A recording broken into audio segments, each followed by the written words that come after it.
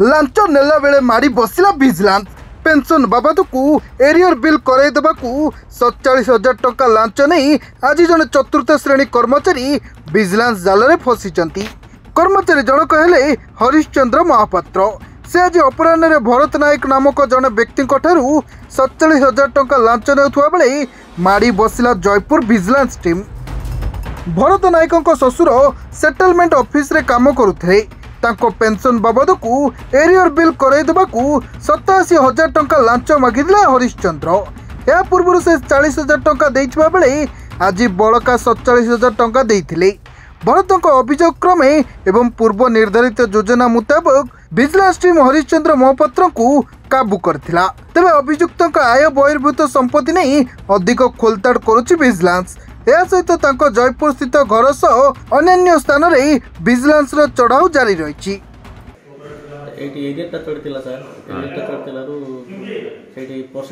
हरिश्चंद्र महापात्र हाँ से कौन अच्छा पीएम रे अच्छा सर केतना मागिथिले 85,000 टंका सर हाँ 40,000 टंका 2-3 दिन आगु दिया हेतिला अब एबे 47,000 टंका दिया हेतिला मो बिजनेस सहायता नैथिली हां त बिजनेस धर देले सर 40,000। कोरापुट प्रमोद कुमार जेना को रिपोर्ट सरकार न्यूज।